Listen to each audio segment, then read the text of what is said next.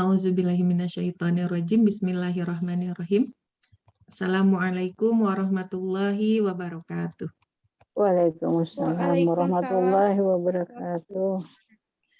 Innal hamdalillah nahmaduhu wa nasta'inuhu wa nastaghfiruh wa na'udzubillahi min syururi anfusina wa min sayyiati a'malina may yahdihillahu fala mudhillalah wa may yudlil fala hadiyalah.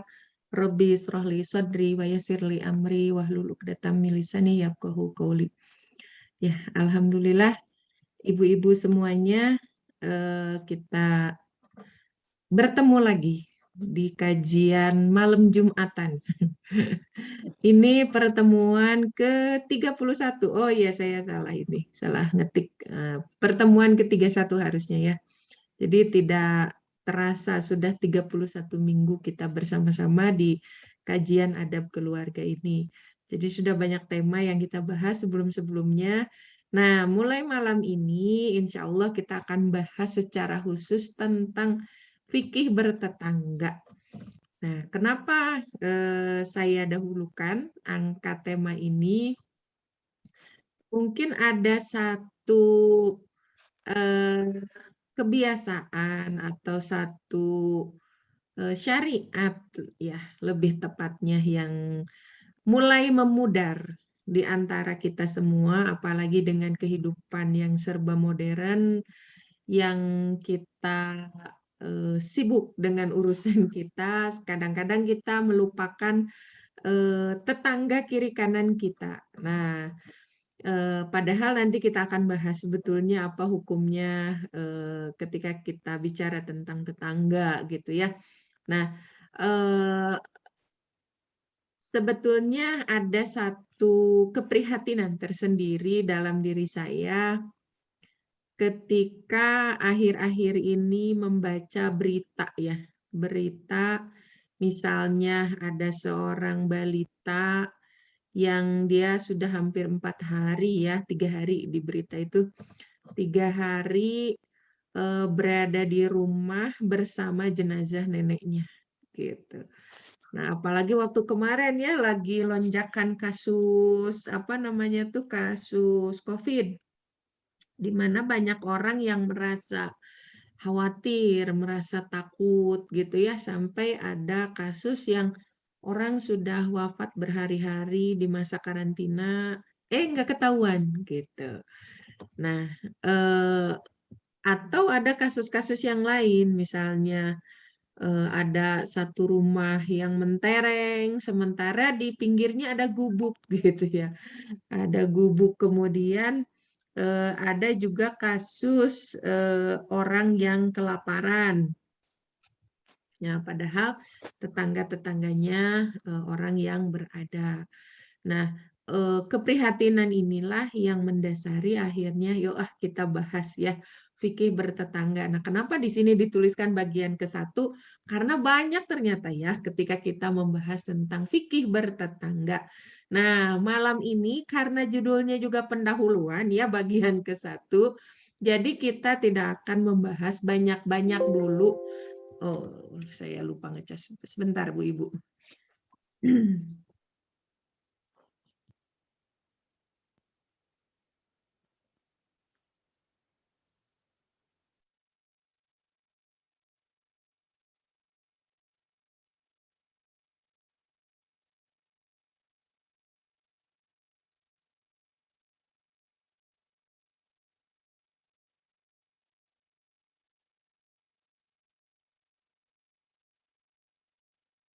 Ya, kita lanjut lagi. Mohon maaf terjeda ya. Saya tadi siang ke kampus. Jadi chargernya saya simpen di tas. Malah lupa, jadi nggak dicas dulu. Ya, kita lanjutkan lagi. Nah, ternyata isi dari bahasan fikih bertetangga ini banyak banget gitu ya, dari mulai kita bicara definisinya siapa sih yang disebut tetangga tuh gitu kan. Kemudian apa keutamaannya ketika kita bicara tetangga, kemudian apa hak-haknya, bagaimana cara memuliakannya, kemudian bagaimana adab-adab ketika kita bertetangga, gitu. Terus kemudian ada pembahasan-pembahasan lain gitu ya yang terkait dengan apa namanya tuh fikih bertetangga ini gitu ya. Salah satunya misalnya bagaimana cara menyelesaikan konflik dengan tetangga. Ini juga bahasan yang kayaknya menarik nih, gitu ya, nanti untuk beberapa minggu ke depan, gitu. Kayaknya ini yang paling menarik di antara bahasan-bahasan yang ada. Bagaimana cara menyelesaikan konflik dengan para tetangga, gitu ya. Nah, insya Allah itu gambaran yang akan kita bahas nanti. Tapi malam ini kita bersabar dulu karena baru pemanasan. Kita bahasnya yang gampang-gampang saja dulu ya. Nah, kita awali kajian kita dengan definisi. Siapa sih yang disebut dengan tetangga itu dan apa landasannya ketika kita bicara tetangga? Nah, di sini saya menghadirkan dulu Quran surat An-Nisa ayat 36 gitu ya. Di dalam Quran surat An-Nisa ayat 36 ini menarik gitu ya, ada bahasan yang secara khusus menyebut tentang tetangga gitu ya, baik tetangga yang dekat maupun tetangga yang jauh. Nah, di sini ya kita akan bicara tetangga. Nih tetangga kita kasih bulatan. Nah, ini tetangga dekat dan ini tetangga jauh. Di Quran surat An-Nisa ayat 36 di sini disebutkan, sembahlah Allah dan janganlah kamu mempersekutukannya dengan sesuatu pun. Dan berbuat baiklah kepada kedua orang ibu bapak. Kemudian karib kerabat, gitu ya. Kemudian anak-anak yatim, orang-orang miskin, tetangga yang dekat. Nah, ini ya, dan tetangga yang jauh. Dan teman sejawat Ibnu Sabil serta hamba sahaya gitu ya di sini, dan hamba sahayamu. Sesungguhnya Allah tidak menyukai orang-orang yang sombong dan membangga-banggakan diri. Di sini terjemahan dari Quran surat An-Nisa ayat 36 yang barusan saya bacakan terjemahannya ya. Nah, lalu pertanyaannya, aljar zil kurba itu apa? Tetangga dekat itu apa? Kemudian aljar al-junub itu apa? Tetangga jauh itu yang kayak gimana? Nah, sebelum kita bicara apa itu tetangga dekat, apa itu tetangga jauh, di sini Imam Bukhari meriwayatkan sebuah hadis dari ibunda kita Siti Aisyah, bahwasannya beliau pernah bertanya kepada Rasulullah Shallallahu Alaihi Wasallam, ya Rasulullah, saya mempunyai 2 orang tetangga. Lantas mana yang harus aku beritahu terlebih dahulu? Kemudian Rasulullah Shallallahu Alaihi Wasallam menjawab, berikanlah kepada tetangga yang paling dekat pintunya denganmu, dengan kamu. Ini spasinya terlewat ya. Mohon maaf ibu-ibu. Dengan kamu. Nah, di sini di hadis riwayat Imam Bukhari. Beberapa ulama menganggap bahwasannya hadis ini merupakan tafsir dari firman Allah Subhanahu wa taala di dalam Quran surat An-Nisa ayat 36 tadi. Nah, di mana di sini kan berikanlah kepada tetangga yang paling dekat pintunya. Nah, kenapa di sini ada dalam kurung pintunya? Karena ternyata para ulama di sini berbeda pendapat gitu ya terkait dengan definisi tetangga dekat dan tetangga jauh. Nah, tetangga ada yang menyebutkan bahwasannya tetangga dekat itu adalah tetangga yang muslim. Sementara tetangga jauh itu adalah tetangga yang non-muslim. Nah, ada juga yang mendefinisikan tetangga dekat itu adalah tetangga yang karib kerabat kita. Itu tetangga dekat. Ada juga yang menyebutkan tetangga jauh itu berarti yang tidak ada hubungan karib kerabat, itu tetangga jauh. Nah, kemudian ada juga para ulama yang apa namanya tuh mendefinisikan tetangga dekat dan tetangga jauh itu dari segi jarak rumah, gitu ya. Nah, cuma di sini para ulama berbeda pendapat. Yang disebut tetangga dekat itu yang berapa jaraknya tuh berapa rumah dari kita misalnya. Nah, di sini berbeda pendapat. Nah, kemudian Imam Al-Auza'i di sini mendefinisikan bahwasannya tetangga dekat adalah tetangga yang jarak rumahnya kira-kira 40 rumah, gitu ya. Dari arah baik itu depan, belakang, sisi kanan, sisi kiri. Nah, berarti hitung aja 40 rumah dari seluruh penjuru mata angin. Gitu ya, hitung aja dari rumah kita ya, depan, belakang, kiri, kanan, kemudian sebelah tenggara, barat daya, barat laut, semuanya aja kita hitung ya. Nah, berarti selain itu maka itu disebut sebagai tetangga jauh. Nah, ini definisi yang para ulama ambil terkait dengan hadis Imam Bukhari tadi. Dan ini juga dasarnya sebentar. Saya tuh lupa ada satu hadis lagi yang tidak saya cantumkan di sini. Itu yang menyebutkan kenapa kok jaraknya itu 40 rumah. Nah, ini di hadis riwayat Imam Bukhari ya. Sesungguhnya ia di sini Hasan gitu ya. Ini di Imam Bukhari menuturkan sebuah asar. Asar itu berarti perbuatan para sahabat ya. Dari Walid bin Dinar dari Hasan. Sesungguhnya ia ini Hasan ditanya tentang tetangga. Ia menjawab, 40 rumah di depannya, 40 rumah di belakangnya, 40 rumah di samping kanan dan kirinya. Nah, ini dasarnya ya. Salah satunya yang menyebutkan kenapa kok hitungannya 40 gitu. Kenapa enggak 30 misalnya gitu ya. Nah, kenapa hitungannya 40? Nah, ini juga terkait dengan hadis Rasulullah Shallallahu Alaihi Wasallam. Saya adalah laki-laki yang tinggal di sebuah kampung.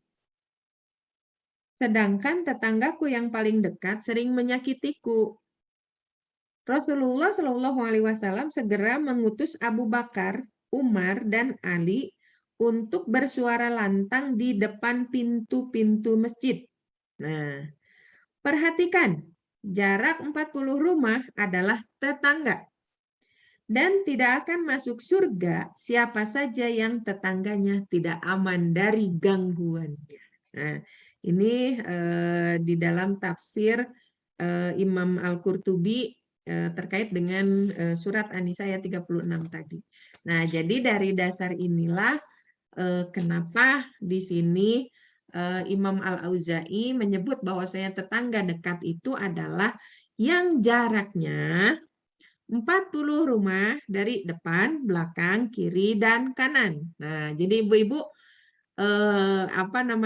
mulai berhitung ya dari sekarang. Siapa yang 40 rumah dari kiri, 40 rumah dari kanan, 40 rumah dari depan, dan 40 rumah dari belakang. Nah, sudah kenalkah kita dengan tetangga dekat kita?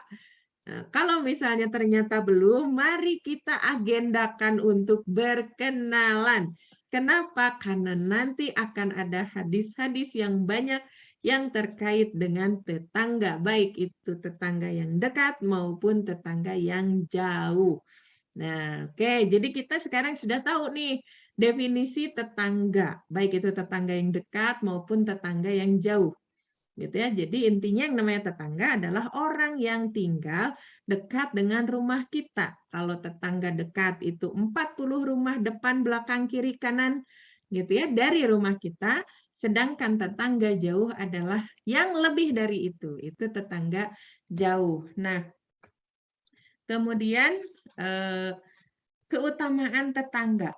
Banyak sekali sebetulnya di sini ya hadis-hadis yang menyebutkan bagaimana tetangga itu memang sangat utama kalau dalam Islam, sehingga banyak sekali hadis-hadis yang berisi tentang apa namanya tuh, baik itu pujian gitu ya, baik itu celaan gitu yang terkait dengan tetangga gitu. Nah, salah satunya di sini saya hadirkan dari hadis riwayat Ibnu Hibban dan Imam Ahmad dengan sanad yang sahih. Di sini disebutkan bahwasanya 4 perkara yang termasuk kebahagiaan adalah: 1, wanita solihah; 2, rumah yang lapang; 3, tetangga yang baik. Nah, ini kita kasih garis merah.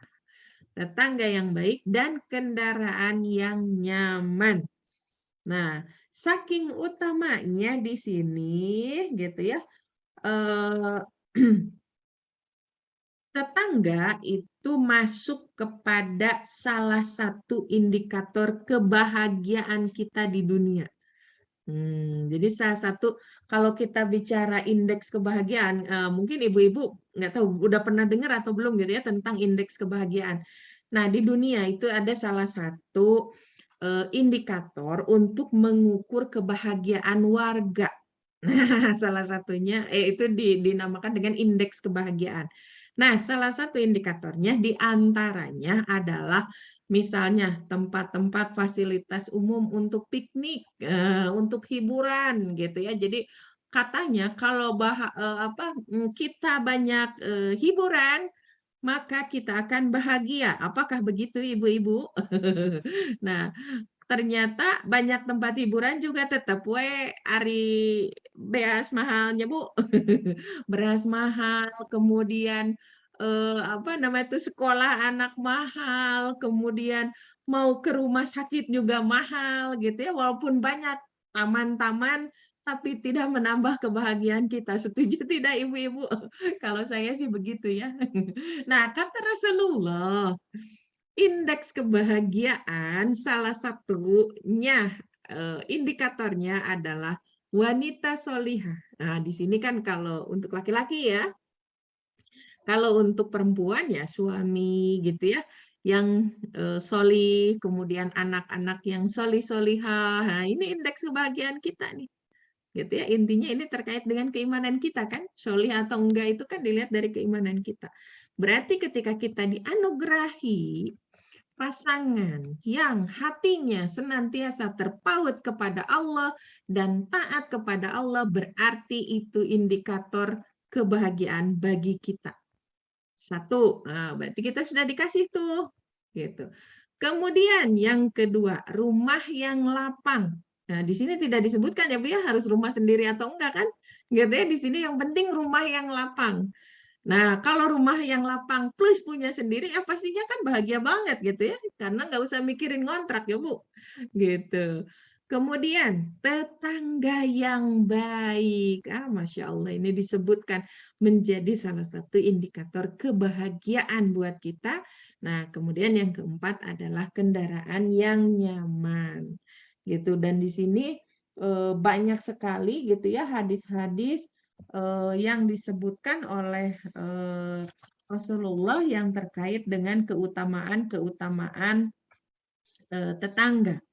Bahkan gitu ya, ada salah satu hadis ini dari riwayat Imam Bukhari dan Muslim, la yadkhul al-jannah gitu ya, tidak akan masuk surga man, siapa-siapa saja atau orang-orang boleh diartikannya, la ya'manu jaruhu bawa ikoh gitu ya. Siapa saja yang tetangganya dia itu tidak merasa aman dari gangguannya. Nah, berarti kan tetangga itu sangat utama. Sehingga di sini kalau kita mengganggu mereka, mereka tidak aman, mereka tersakiti oleh kita, gitu ya, maka kita itu tidak akan pernah masuk surga. Berarti yang namanya tetangga itu tuh sangat utama di hadapan Islam, di hadapan syariat Islam, gitu ya. Maka di sini penting sekali bagi kita untuk mengenali siapa-siapa saja tetangga-tetangga kita. Ingat-ingat ya Bu, 40 rumah depan, 40 rumah belakang, 40 rumah kiri, 40 rumah kanan. Nah, jadi mulai diingat-ingat nih, sudahkah kita mengenal mereka? Minimal yang dekat dulu aja, gitu ya. Nah, yang jauhnya sambil jalan kita kenalan. Mungkin kalau ibu-ibu yang sudah tinggal lama di rumahnya, pastinya sudah pada kenal. Kalau saya kan baru pindah nih ceritanya ke sini tahun 2018. Jadi minimalnya yang sejalan gitu ya, yang jalan sejalan dengan saya, Jalan Bukit Indah 4, alhamdulillah sih itu udah kenal semuanya gitu ya, sudah kenal. Nah, dan beberapa di luar jalan ini gitu ya. Ini juga PR ibu-ibu buat saya gitu ya, bagaimana kita mengenali tetangga kita. Oke, kita lanjut dulu. Jadi keutamaan tetangga itu banyak. Nah, bagaimana kalau begitu? Karena tetangga itu banyak keutamaannya. Oh iya, sebelum masuk ke sini, ini tuh ada sebuah wejangan dari bapak saya dulu ya. Bagaimana bapak saya itu sangat memperhatikan tetangga gitu ya, dan termasuk adab di depan para tetangga. Salah satunya kalau orang Sunda kan kalau lewat harus bilang punten ya, parunten gitu. Nah, bapak saya kalau misalnya mendengar ada aduan nih dari tetangga-tetangga, kalau anak perempuannya itu tidak bilang punten, siap-siap aja saya pulang ke rumah dimarahin. Nah, kenapa? Kamu jangan kayak ayam. Kalau ayam lewat di depan orang nggak bilang punten, wajar, udah nggak sekolah. Nah, kamu kan udah disekolahin. Masa kamu sama kayak ayam, kata bapak saya. Nah, itu jangan bapak saya dengan bahasa sehari-hari, dengan bahasa yang sederhana. Tapi ngena gitu ya, saya ketika digituin sama bapak saya, iya juga ya, saya bukan ayam, saya lebih mulia dari ayam gitu kan. Masa saya disamakan dengan ayam? Kalau ayam lewat depan kerumunan, depan tetangga, nggak ngomong-ngomong, lewat-lewat doang, ya biarin aja, orang ayam nggak sekolah. Nah, kita kan udah disekolahin gitu ya. Itu pesan bapak saya salah satunya gitu ya, terkait dengan adab terhadap tetangga, nanti kita akan bahasnya. Nah, kemudian bapak saya tuh bilang kayak gini, kenapa kita harus mengutamakan tetangga, kenapa kita harus berbuat baik sama tetangga, kenapa kita harus akur sama tetangga gitu ya. Bapak saya tuh mengibaratkannya kayak gini, kalau kita meninggal, kalau kita nggak kenal sama tetangga-tetangga, emang mayit kita bisa jalan sendiri apa menuju kuburan? Gitu kalau bapak saya. Emang kalau mati itu jalan sendiri kerandanya? Kan enggak. Kan pasti harus ada yang ngegotong kan? Kalau misalnya kita nggak punya anak banyak, misalnya anaknya 1 atau 2 gitu ya, udah gitu anaknya tuh perempuan misalnya. Siapa coba yang mau ngegotong ke itu, ke pemakaman gitu. Makanya bapak saya tuh dari dulu selalu begitu. Pokoknya kamu harus berbuat baik sama tetangga. Kenapa harus berbuat baik sama tetangga? Emang kalau kamu mati, kamu bisa jalan sendiri? Kan enggak, cenah kata bapak saya itu selalu bilang begitu. Jadi itu tuh selalu saya ingat gitu ya. Emang benar gitu kan. Kalau kita meninggal kan kita nggak bisa jalan sendiri. Masa mau ngagorolong gitu kan nggak bisa. Orang kita udah putus gitu ya hubungan dengan dunia. Makanya kalau kata bapak saya, berbuat baiklah sama tetangga gitu ya. Karena nanti ketika kita meninggal, mereka yang akan mengurus kita. Mereka yang akan mengurus kita dari mulai pengurusan memandikan, mengkafani gitu ya, mengantar tuh ke tempat peristirahatan terakhir gitu kan mereka. Gitu ya. Dah kita mah nggak bisa jalan sendiri gitu ya. Makanya kalau bapak saya itu dari dulu tuh selalu keras ke saya kalau misalnya keras dan tegas ya kalau misalnya dengar aja sekali misalnya ada aduan gitu ya. Pernah suatu hari saya lewat di depan seorang nenek. Nah, nenek ini sudah terganggu pendengarannya. Nah, saya waktu itu tuh udah bilang punten berkali-kali, tapi beliaunya tidak mendengar. Nah, kebetulan si nenek itu nggak sendirian, ada beberapa orang yang duduk-duduk di situ dan mendengar saya bilang punten. Jadi mereka mau udah jawab, tapi si nenek itu nggak jawab. ceritanya si nenek ini ketemu sama bapak saya, laporanlah sama bapak saya. Tadi si Endeng, nah saya kan panggilan masa kecilnya Endeng ya. Tadi si Endeng ngalangkung payunan bumi teu punten-punten acan, bilangnya gitu. Jadi saya lewat depan rumah beliau nggak bilang permisi gitu ya. Kalau bahasa Indonesianya begitu mungkin ya. Nah, akhirnya pas saya pulang ke rumah, bapak saya marah. Bapak saya marah. Kamu beneran tadi lewat nggak bilang punten? Kamu memang ayam gitu. Bapak saya kan orangnya keras ya, kalau bilang kayak gitu. Memang kamu ayam gitu ya, lewat depan orang nggak bilang punten gitu. Terus saya bilang, enggak ih saya bilang punten, kata saya teh gitu. Isi neneknya aja nggak dengar, kata saya teh gitu. Kan ada saksinya. Nah saya bilang, yang duduk di situ teh ada ini. Nah kebetulan ini yang lain itu masih pada bagus pendengarannya. Nah, akhirnya bapak saya cross check tuh ke nini itu yang sisanya. Ternyata benar saya bilang punten. Akhirnya nyampe ke rumah, bapak saya bilang, "Nya, cenah, ya tadi bapak udah konfirmasi ke nini itu dan ternyata memang saya bilang punten." Kata saya tetukan, kata saya itu. Karena saya tahu konsekuensinya kalau saya nggak bilang punten, saya pasti kena marah bapak saya gitu waktu kecil. Nah, saya belum ngerti kan kenapa saya harus bilang punten. Terus dulu tuh kalau saya bertamu ke rumah rumah om gitu ya, kan rumahnya tuh beda kampung gitu ya, tapi tetangga kampung. Nah, dari rumah om ke rumah uwa itu kan melewati satu perkampungan. Dan itu setiap ketemu dengan orang itu saya harus salim gitu ya. Satu-satu sampai saya tuh suka ngedumel. Kan saya anak satu-satunya ya. Tapi ada sepupu saya yang kita tinggal bareng gitu ya. Yang dari kecil memang diasuh sama ibu saya. Nah, kalau udah salim kayak gitu tuh kita tuh suka ngedumel dalam hati. Nah, pas begitu nggak ada bapak, kita pada ngegosip, kenapa ya kita teh meni kudu salim gitu. Setiap orang gitu harus disalim, terus kita teh harus senyum gitu. Kan cangkel gitu, kan pegal. Bayangin aja ibu-ibu gitu ya, satu kampung harus kita salamin, terus setiap kali yang ketemu kita harus senyum sampai gigi tuh kering gitu ya, saking harus senyum kan. Apalagi kalau lebaran kan, kalau lebaran itu banyak orang kan. Jadi makin lama lagi tuh kita senyumnya sama ininya. Karena waktu kecil kita belum paham gitu ya, kenapa kita harus berbuat baik sama orang lain, terutama sama tetangga-tetangga. Jadi dulu tuh kita sering ngedumel gitu waktu kecil itu, tapi begitu tahu hukumnya gitu ya, wajar bapak saya waktu itu marah besar gitu kalau saya tidak berbuat baik kepada tetangga. Nah, sekarang kita bahas bagaimana hukumnya kita memuliakan tetangga. Nah, pertama saya hadirkan dulu hadis riwayat Imam Bukhari. Barang siapa beriman kepada Allah dan hari akhir, hendaknya ia berbuat baik kepada tetangganya. Nah, ini disebut pertama ya. Dan barang siapa beriman kepada Allah dan hari akhir, hendaknya ia menghormati tamunya. Barang siapa beriman kepada Allah dan hari akhir, hendaknya ia berbicara yang baik atau lebih baik diam.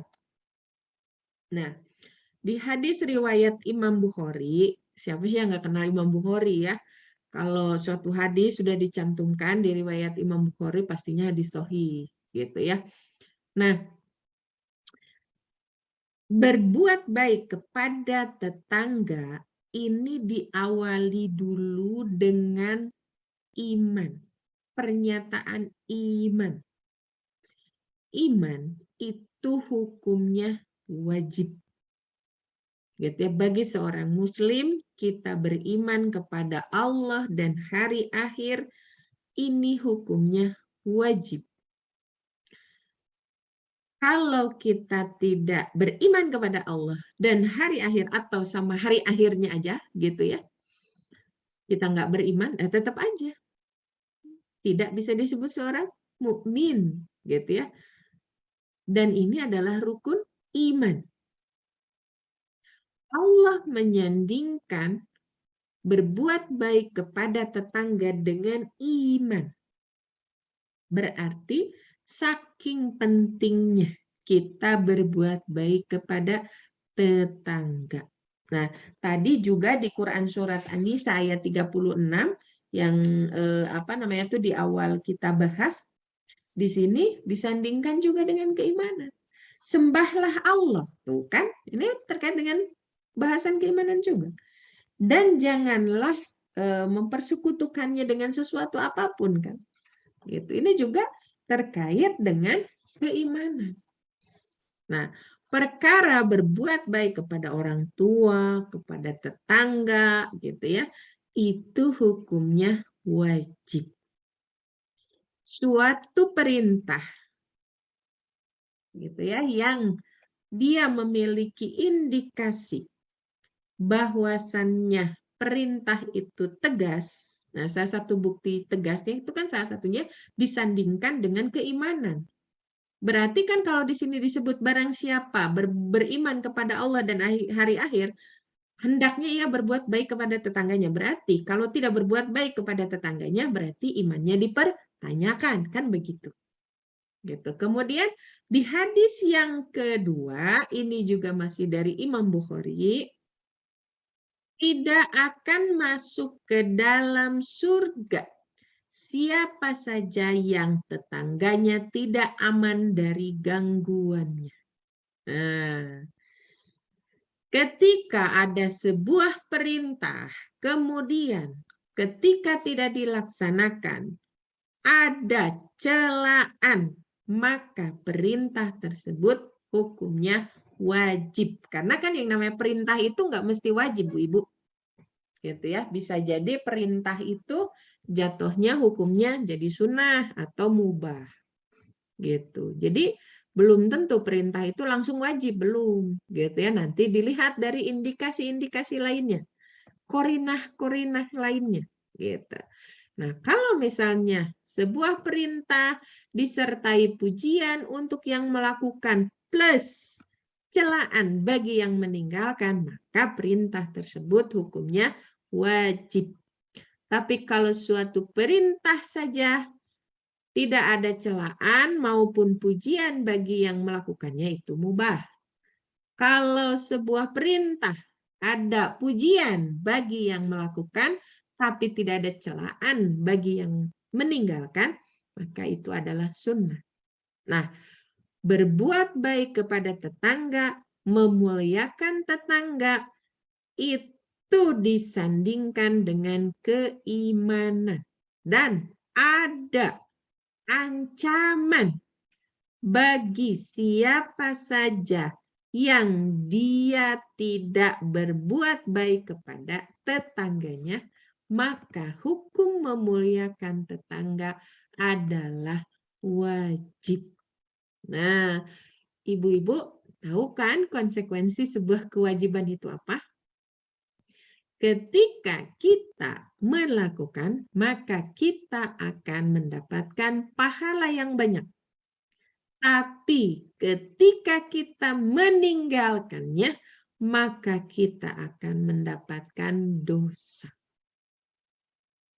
Nah, ini yang kadang-kadang tidak banyak kita pahami ya Bu ya.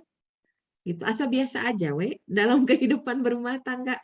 Kita punya tetangga gitu ya, asal biasa aja gitu. Nah, ternyata ada hukum yang berat konsekuensinya. Kalau kita tidak memuliakan mereka, kita tidak berbuat baik kepada mereka, maka konsekuensinya adalah dosa. Bahkan di sini di hadis riwayat Imam Bukhari ini disebutkan tidak akan masuk surga. Siapa coba Bu di antara kita yang nggak mau masuk surga? Pasti kan semuanya juga pengen masuk surga, gitu. Siapapun, gitu ya, siapapun pasti kita akan pengen masuk surga. Nggak ada yang nggak pengen masuk surga. Nah, maka ketika kita punya keinginan untuk masuk surga, muliakanlah tetangga kita.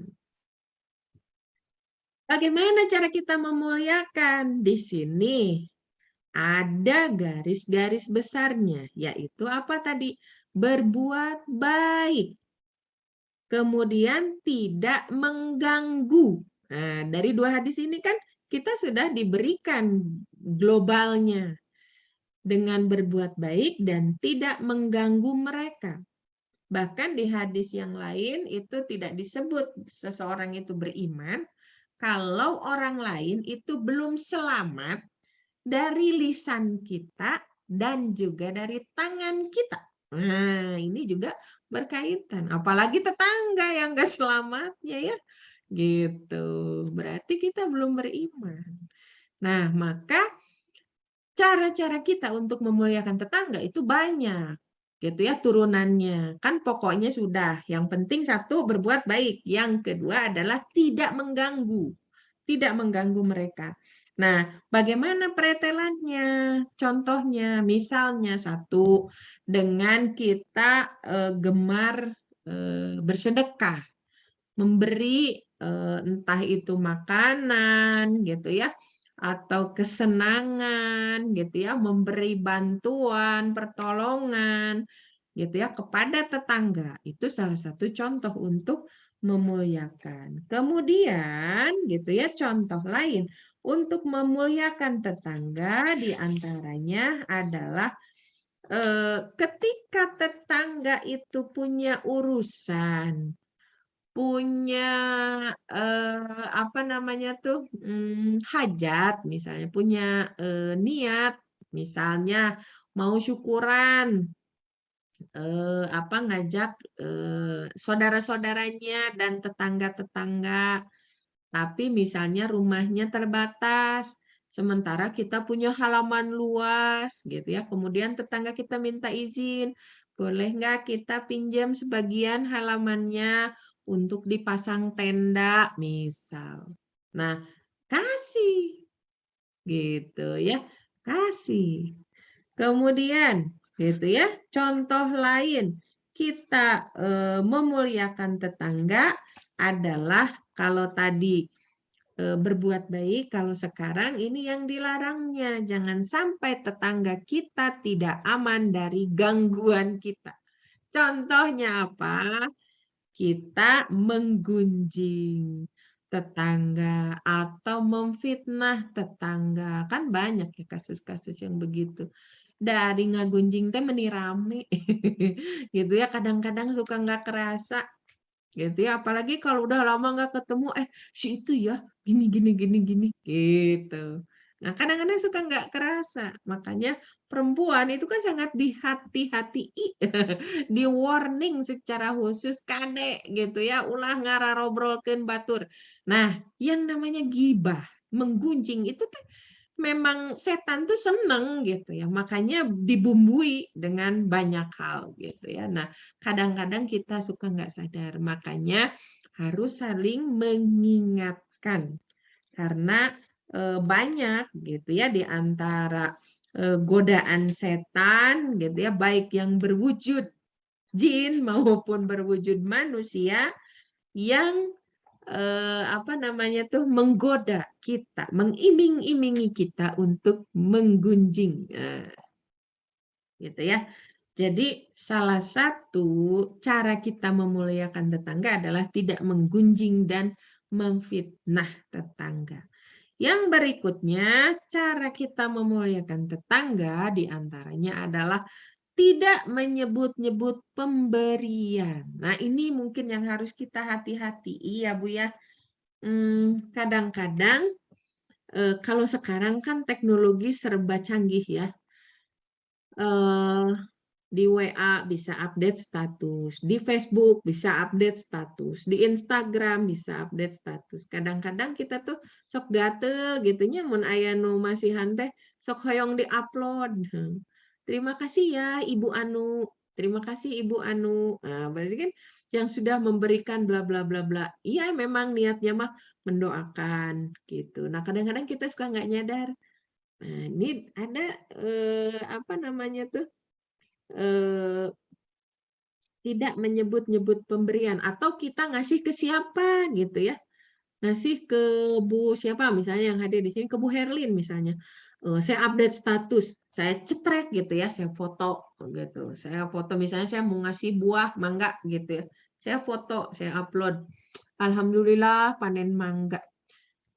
Saya mau kasihin ke Bu Herlin, ke Bu siapa, Bu siapa, Bu siapa gitu. Nah, di sini tegas dilarang untuk menyebut-nyebut pemberian. Hai orang-orang yang beriman, ini di Quran Surat Al-Baqarah ayat 264. Hai orang-orang yang beriman, janganlah kamu menghilangkan pahala sedekahmu dengan menyebut-nyebutnya dan menyakiti perasaan penerimanya. Seperti orang yang menafkahkan hartanya karena riya kepada manusia. Gitu ya, di sini di Quran Surat Al-Baqarah ayat 264. Nah, kemudian di sini di hadis riwayat Imam An-Nasa'i ya, di sini disebutkan dari Ibnu Abbas, tidak akan masuk surga orang yang mabuk khamr. Mabuk khamr itu minum-minuman beralkohol ya Bu, yang memabukkan ya. Orang yang durhaka kepada orang tuanya, serta orang-orang yang menyebut-nyebut pemberiannya. Gitu. Apakah nggak boleh? Kalau saya tuh suka mikirnya gini, kadang-kadang saya kalau misalnya pengen juga sih ngupload misalnya, tapi saya suka mikir gini, tetangga yang lain dikasih nggak ya? Takutnya ngasihnya cuma ke kita doang. Orang yang ngasihnya udah sembunyi-sembunyi, sama kita tadi, mun kata orang Sunda mah di ER gitu ya, di ER teh naon, diumumkan gitu ya, diumumkan. Jadi akhirnya tetangga yang nggak dikasih tuh, ih, kenapa ke dia mah dikasih, ke aku mah enggak? Nah, kan jadi menimbulkan pertanyaan. Jadi memang kalau kita melihat gitu ya, poin ini salah satu cara kita memuliakan tetangga adalah tidak menyebut-nyebut pemberian, baik kita yang memberi maupun kita yang diberi.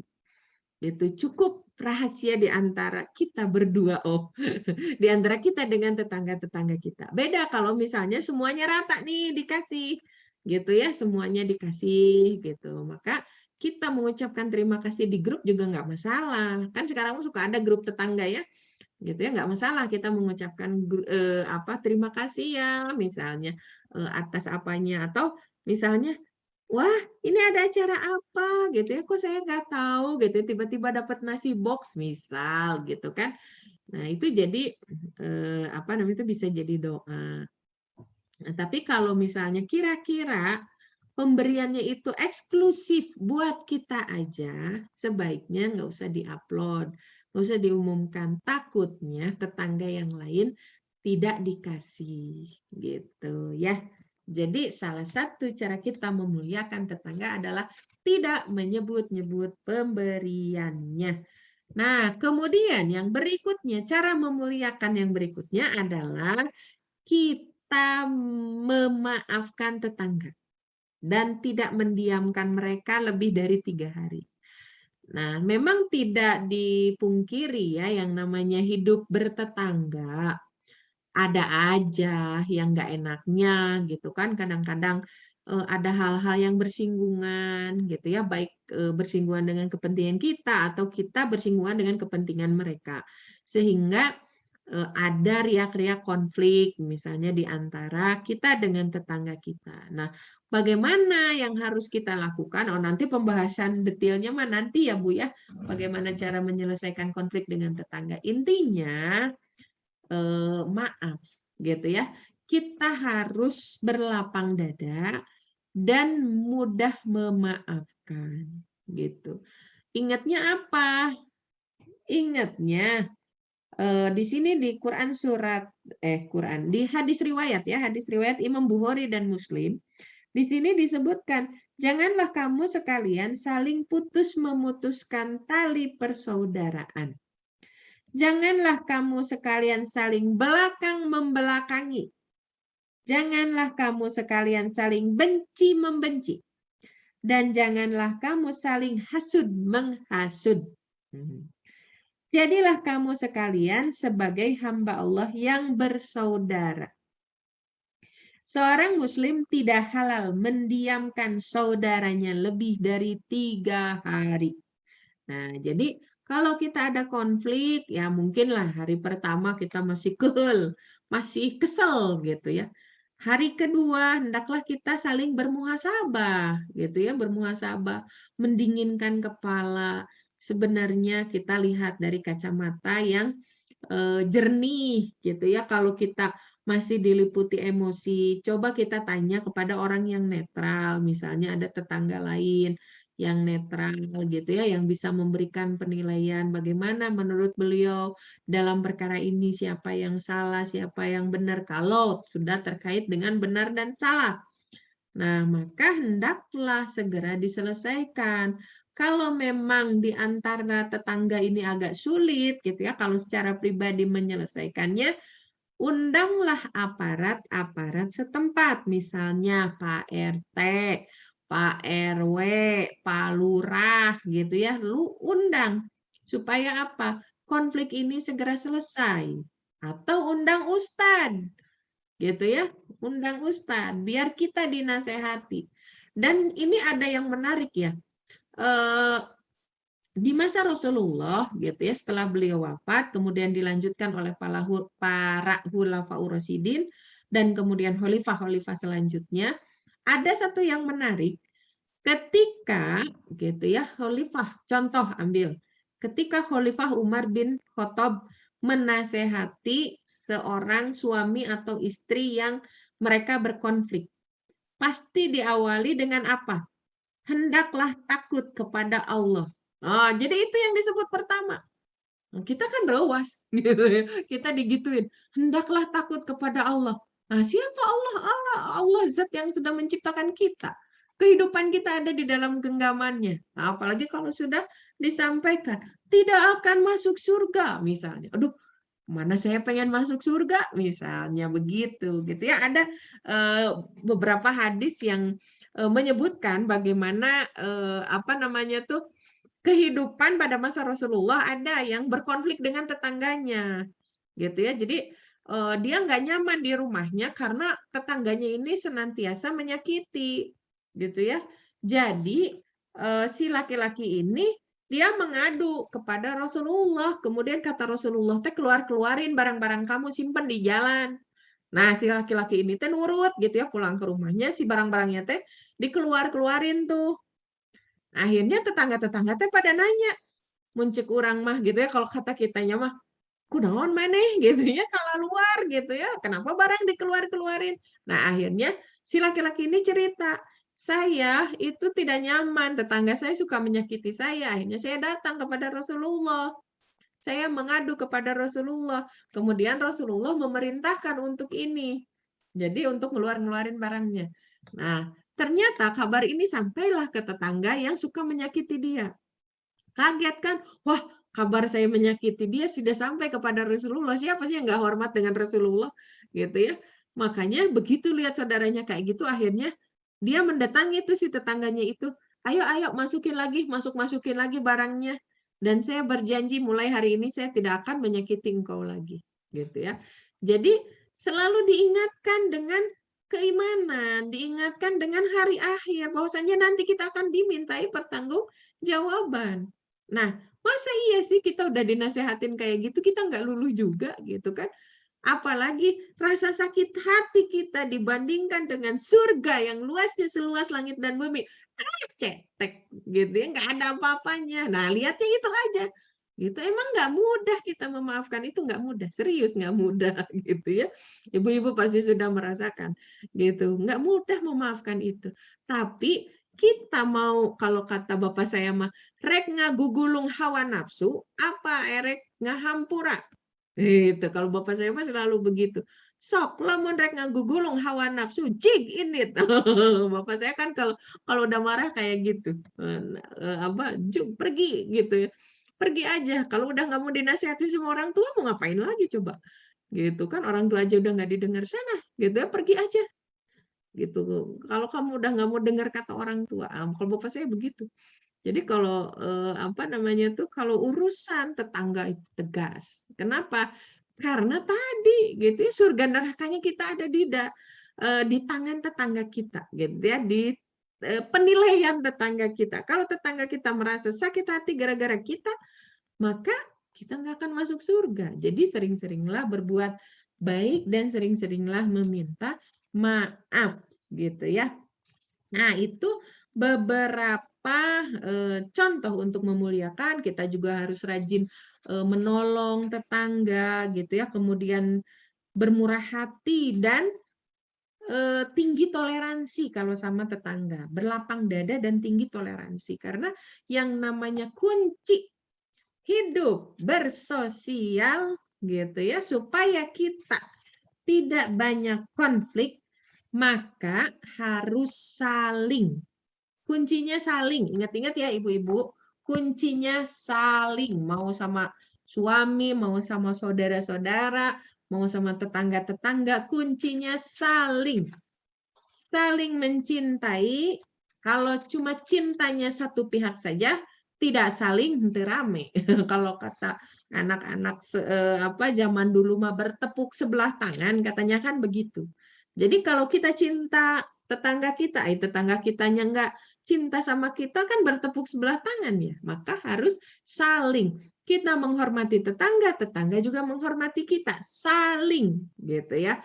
Kemudian kita memaafkan tetangga, tetangga juga memaafkan kita, saling gitu. Kita berbicara sama mereka, mereka juga berbicara kepada kita, saling gitu. Jadi ingat-ingat kuncinya adalah saling. Nah, ya.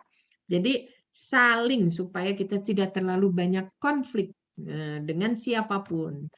Nanti dibahasnya secara khusus ya di konflik, khusus bahasan konflik. Kita lanjut dulu, ini satu lagi bahasannya. Jam berapa sekarang? Kadang-kadang saya kalau udah ngomong suka lupa waktu. Oh, 24:06. Oke, ini satu bahasan lagi tentang hak-hak tetangga. Nah, apa saja hak-hak tetangga? Di sini Rasulullah pernah ditanya, "Wahai Rasulullah, apa hak tetangga itu?" Kemudian Rasulullah menjawab, Rasulullah Shallallahu Alaihi Wasallam menjawab, "Jika ia berhutang kepadamu, maka berilah dirinya hutang." Gitu. Jadi jika ia meminta bantuan, bantulah ia. Jadi kalau yang tadi berhutang itu berarti dia punya hutang, maka berilah hutang. Maksudnya mudahkan pembayarannya, gitu ya. Kalau misalnya kita, misalnya tetangga kita meminjam uang dan kita memang ada kelapangan, ya berikan. Kalaupun misalnya kita tidak punya kelapangan karena tetangga kita tuh lagi butuh banget, kita juga bisa memberikan bantuan untuk mencarikan link kira-kira siapa yang bisa membantu meminjamkan hutang kepada tetangga kita gitu. Kemudian menjadi jaminan atas mereka. Oh, itu mulia banget kalau kayak gitu ya. Nah, kemudian kalau berhutangnya sama kita, terus tetangga kita belum bisa bayar, maka longgarkan akad, bikin akad yang baru. Oke, akad gitu ya, bikin akad yang baru. Kalau misalnya kita mampu untuk memutihkan, Masya Allah, itu pahalanya besar di hadapan Allah ketika kita memutihkan hutang saudara kita. Gitu ya, apalagi tetangga kita. Jadi yang pertama, kalau mereka berhutang gitu ya, kemudian belum bisa bayar, maka mudahkanlah urusannya. Jadi yang pertama haknya itu gitu ya, terkait dengan hutang. Kemudian jika mereka meminta bantuan, kita harus berusaha untuk membantu semaksimal mungkin. Kemudian jika mereka membutuhkan sesuatu, maka kita berikan gitu ya. Kalau kita belum bisa memberikan, kita bisa menggalang bantuan dari tetangga-tetangga yang lain atau dari kolega-kolega kita atau dari kerabat-kerabat kita. Gitu. Kemudian jika ia sakit, maka tengok gitu ya, kunjungi yang sakit teh gitu. Kemudian kalau ia meninggal, maka kita harus menyelenggarakan pengurusan jenazahnya. Kemudian jika ia mendapat kebaikan, bergembiralah dan ucapkanlah sukacita kepadanya. Tahniah gitu ya. Memberikan ucapan sukacita, bukan bela sungkawa ya. Kalau bela sungkawa kan kalau meninggal ya, kalau ada musibah. Ini sampaikan sukacita kita, kegembiraan kita atas kebahagiaan yang sedang mereka rasakan. Kemudian, jika ia ditimpa musibah, turutlah sedih dan berduka. Jangan sebaliknya. Kalau mereka bergembira, kita sedih. Kalau mereka sedih, justru kita bahagia. Jangan kebalikannya ya. Nah, ini kadang-kadang suka ada ya di masyarakat yang seperti itu. Jadi orang berduka teh senang gitu. Wah, dia celaka nih. Dia sih suka menzolimi saya. Dia tuh mau puas kalau kata orang Sunda. Jangan begitu. Gitu ya. Ini salah satu hak tetangga dari kita ya. Kemudian, janganlah engkau menyakitinya dengan api periuk belanggamu. Gitu maksudnya, jika kita memasak, kemudian masakan kita tercium baunya oleh mereka, terus kita nggak ngasih. Jadi kan mereka menderita. Nah, kecuali engkau memberi sebagian kepadanya. Jadi nggak apa-apa masak wangi semerbak, masakan kita tercium oleh tetangga, tapi kita kasih. Makanya di beberapa hadis lebihkan kuahnya gitu biar bisa berbagi dengan tetangga, minimalnya siapa yang mencium bau dari masakan kita. Kemudian janganlah engkau mempertinggi, ini kurang i. Janganlah engkau mempertinggi bangunan rumahmu agar bisa melebihi rumahnya, gitu ya. Jadi jangan sampai kita meninggikan bangunan sementara tetangga kita rumahnya rendah-rendah. Ya beda kalau misalnya kasusnya memang tanahnya tuh berumpak-umpak gitu ya, kayak terasering kayak gitu ya, umpak-umpak gitu ya kan, nggak mungkin tingginya disamain, pasti akan berbeda gitu. Tapi kalau misalnya tingginya sama, ya hendaknya jangan terlalu mencolok lah. Misalnya tetangga kita cuma 1 lantai, kita bikin rumah 5 lantai, nah itu kan mencolok banget. Gitu ya. Padahal di sini janganlah engkau mempertinggi bangunan rumahmu agar bisa melebihi rumahnya dan menghalangi masuknya angin. Kan kalau rumahnya kecil, cahaya juga kehalang sama rumah kita gitu ya. Ventilasi udara juga susah masuk buat tetangga kita. Jadi inilah hak tetangga kita dari kita. Kita hendaknya memperhatikan tentang itu. Kemudian kecuali atas izin darinya. Nah, beda kalau misalnya kata tetangga. Kan kalau di administratif kita juga kan kalau mau bikin bangunan tuh suka ada surat izin mendirikan bangunan. Nah, surat izin mendirikan bangunan itu kan harus ada tanda tangan ya dari warga sekitar, terutama dari yang rumahnya itu dekat dengan kita. Sebetulnya kita sama pemerintah juga udah difasilitasi ya dengan itu. Nggak mungkin kan kita bisa dapat IMB kalau kita tidak dapat tanda tangan dari warga. Kecuali kalau ada oknum-oknum yang nakal ya, bikin IMB-nya nembak gitu ya, tidak melewati proses. Nah, kalau proses itu dilewati, mau nggak mau kan kita jadi kenalan gitu ya sama tetangga depan, tetangga samping, kiri, kanan.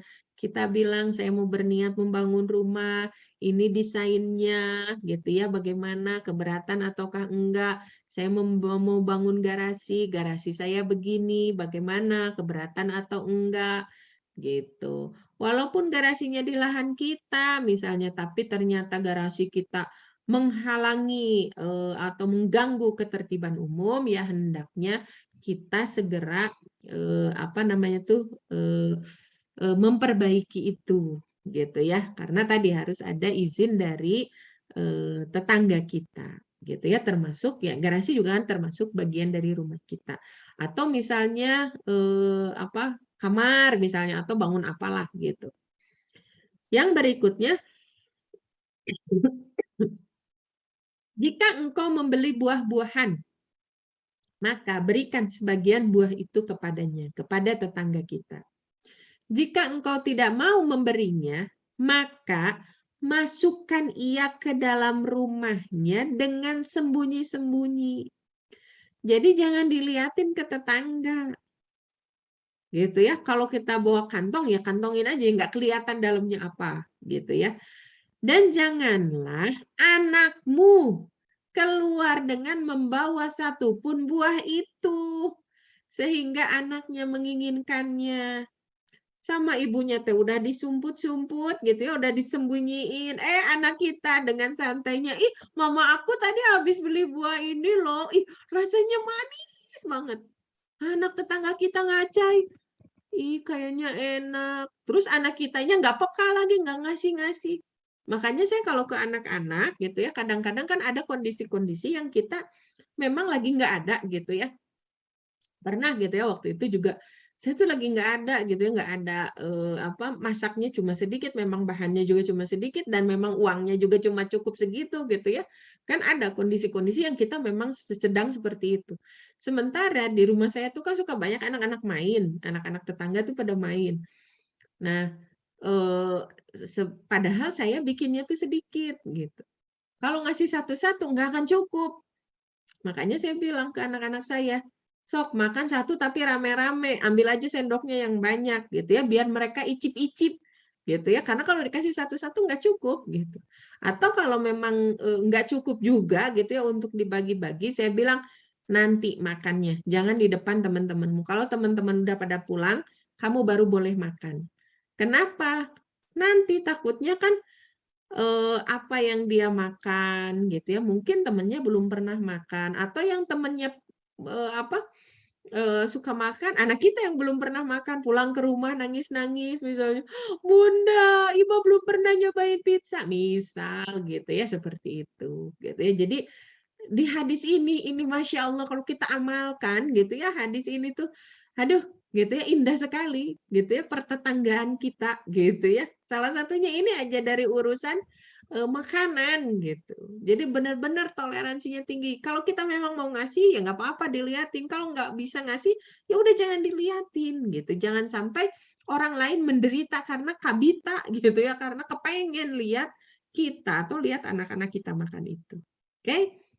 Yang berikutnya, apakah kalian memahami apa yang aku katakan kepada kalian? Bahwa hak tetangga tidak akan pernah ditunaikan kecuali oleh sedikit orang yang dikasihi oleh Allah. Nah, ini eh, sumbernya dari Imam Al-Qurtubi Al-Jami li Ahkam Al-Quran. Ini juz 5 dari Maktabah Syamilah gitu. Jadi eh, itulah hak-hak tetangga kita, gitu ya, yang sudah diajarkan oleh Rasulullah Shallallahu Alaihi Wasallam. Betapa indahnya kalau kita benar-benar menunaikan ini, gitu ya.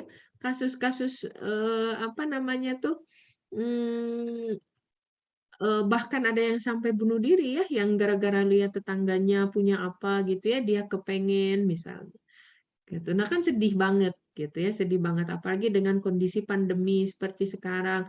Tetangga itu benar-benar aset ya buat kita. Saya ngerasain banget waktu saya kena COVID sama suami, anak-anak saya kan diungsikan ke Sumedang. Nah, saya sama suami kan di sini di rumah.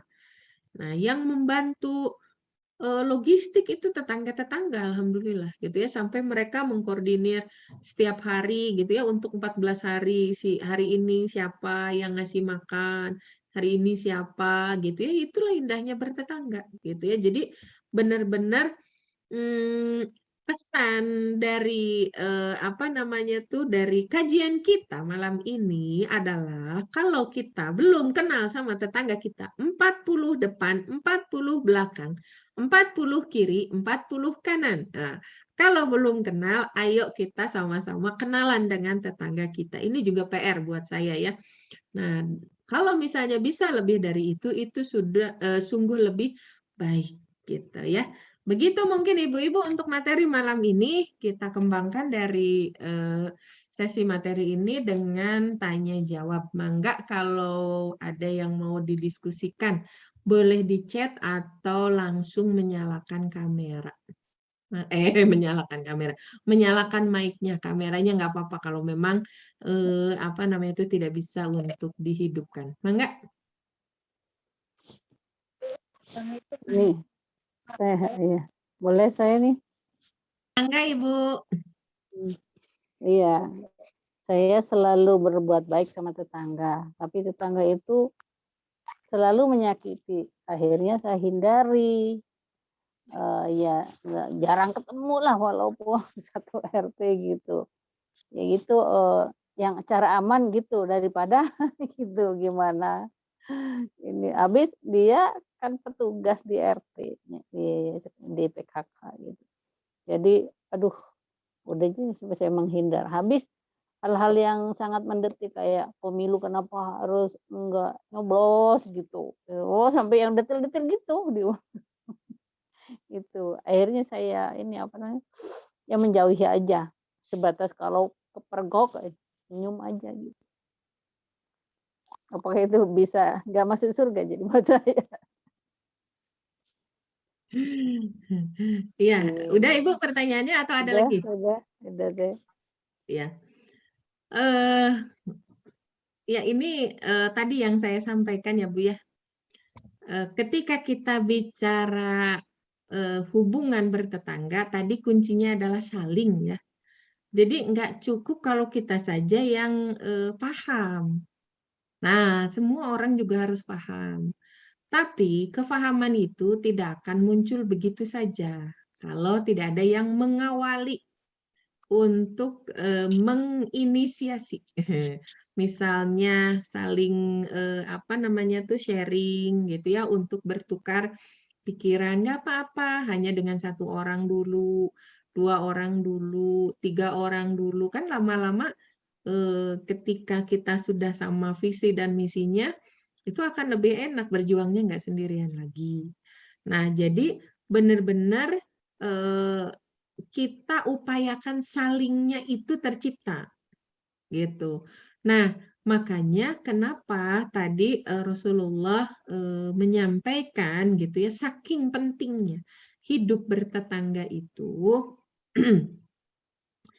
eh, berbuat baik kepada tetangga itu gitu ya, saking pentingnya, maka Rasulullah sampai mewanti-wanti kita dan menyandingkannya dengan keimanan, karena memang ketika kita bicara keimanan, iman itu kan berat ya.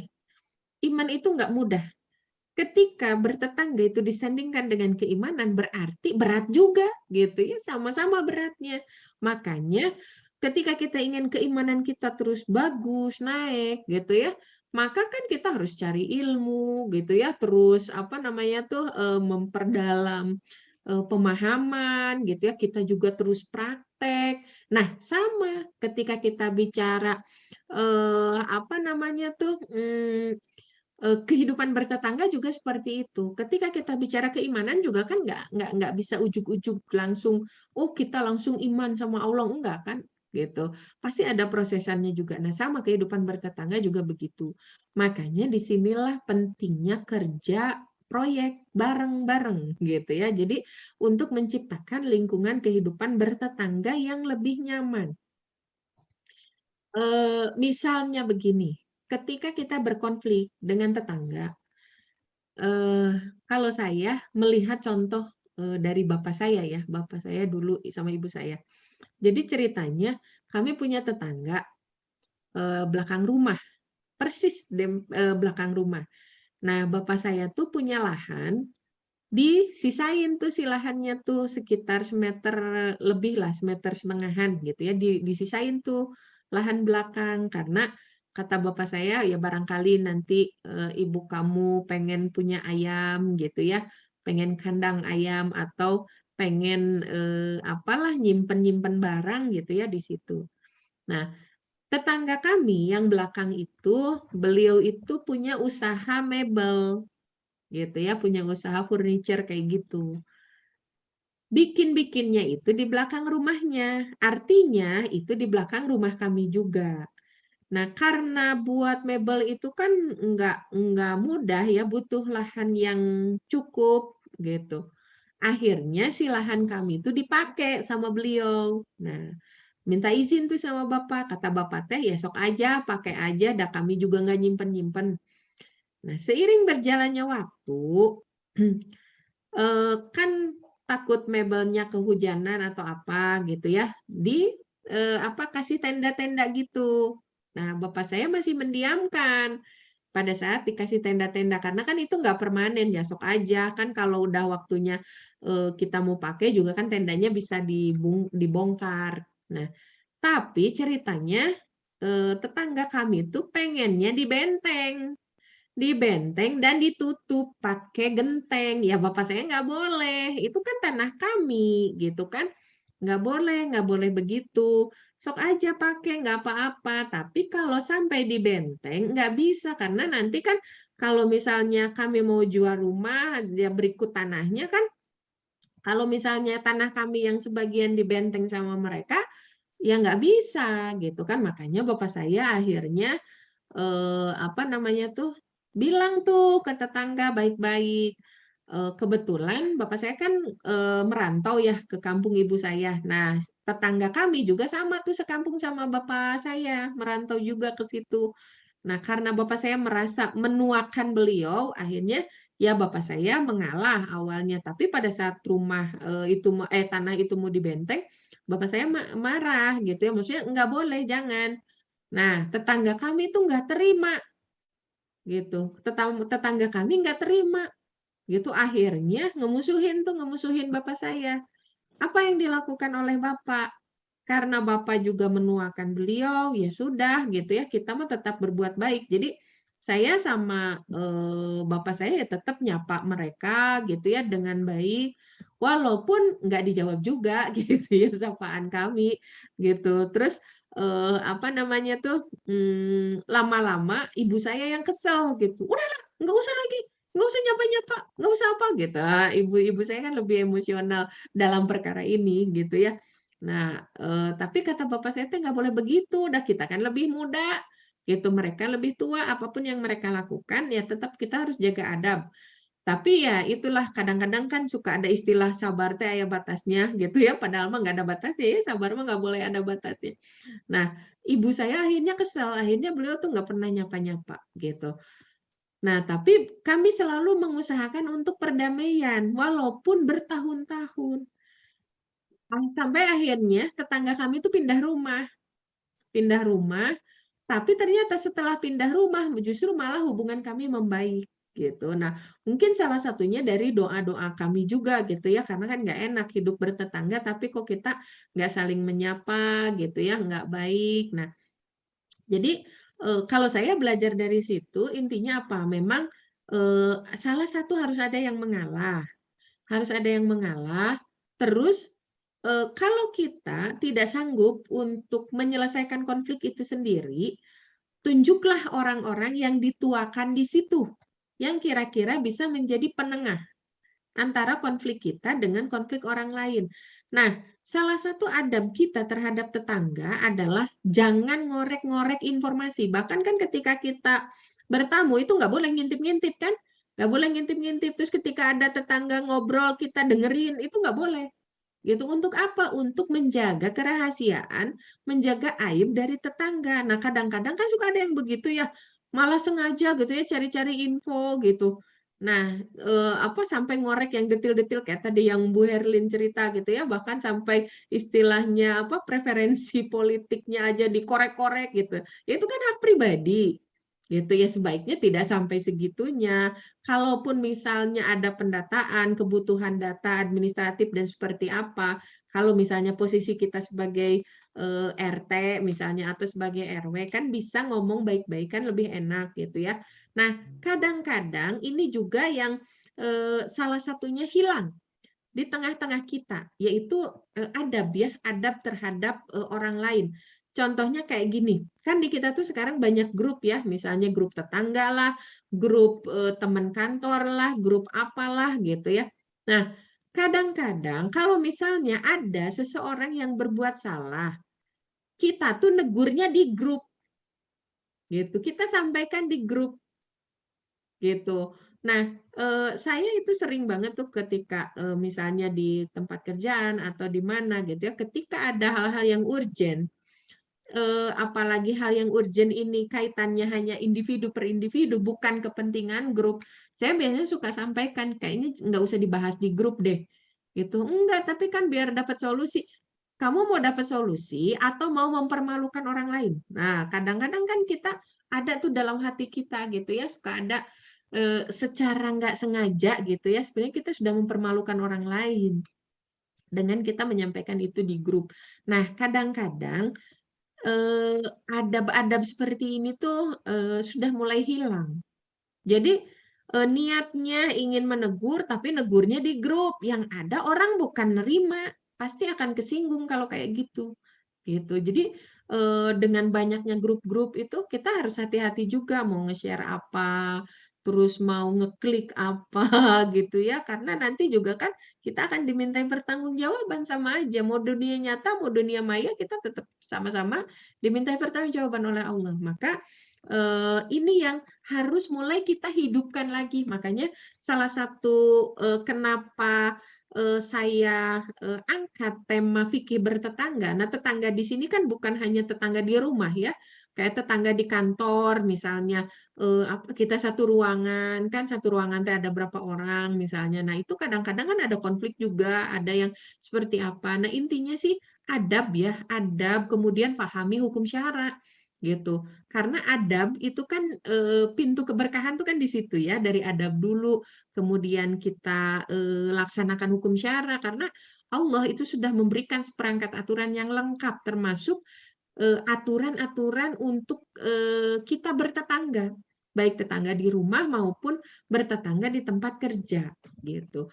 Walaupun tetap yang namanya manusia itu pasti ada salahnya, dan kalau kita bicara sakit hati gitu ya, itu kan kadang-kadang kitanya nggak niat menyakiti mereka, tapi ternyata salah nerima atau kitanya nggak pas tuh gitu ya waktunya, misalnya ketika menyampaikan itu akhirnya jadi konflik gitu. Nah, bagaimana Islam memberikan panduan juga untuk menyelesaikan konflik-konflik tadi gitu. Nah, apakah ketika kita misalnya udah negur, udah berusaha baik-baik, bersabar atas perbuatan tetangga kita, tapi pada akhirnya kehidupan kita tetap memburuk, misalnya dengan tetangga kita tidak saling menyapa, apakah kita tidak kebagian surga gitu kan? Nah, surga itu adalah rahmat Allah gitu ya. Ada satu cerita gitu ya. Saya lupa itu sumbernya dari mana. Tapi saya pernah mendengar tentang itu. Jadi ceritanya ada si Fulan. Si Fulan itu amal-amalannya banyak, hidupnya 500 tahun. Nah, amalan-amalannya banyak. Jadi selama hidupnya itu dia berbuat baik. Ceritanya meninggallah si Fulan ini. Kemudian sama Allah dimasukin ke surga. Kemudian Allah memanggil si Fulan. Kemudian malaikat disuruh nanya ke si Fulan, "Wahai Fulan, kenapa engkau masuk surga?" Kemudian si Fulan ini menjawab, "Aku masuk surga karena amal-amalanku ya Allah." Kemudian Allah mengulang lagi tuh pertanyaan yang sama. "Wahai Fulan, kenapa engkau masuk surga?" Kemudian si Fulan bilang lagi, "Aku masuk surga karena amal-amalanku ya Allah." Karena kan selama hidupnya dia beramal. Nah, sampai 3 kali Allah mengulang pertanyaan yang sama dan jawaban si Fulan masih tetap begitu. Kemudian Allah sampaikan, "Wahai Fulan, sesungguhnya engkau masuk surga itu bukan karena amal-amalanmu, tapi karena rahmatku." Gitu ya. Ini yang harus kita perhatikan ya. Surga dan neraka itu milik Allah. Mau masuk surga, mau masuk neraka, itu tergantung Allah. Rahmat Allah yang akan menjadikan kita masuk surga. Kata Allah, kalau kita beramal, kemudian kita merasa amal-amalan kitalah yang menyebabkan kita masuk surga, nggak ada apa-apanya. Amal-amalan kita dibanding nikmatnya surga tuh nggak teayana naonan gitu. Niscaya kalau seumur hidup kita beramal juga gitu ya, amal-amalan kita tuh nggak akan pernah bisa untuk membeli surga. Jadi surga itu benar-benar rahmat Allah.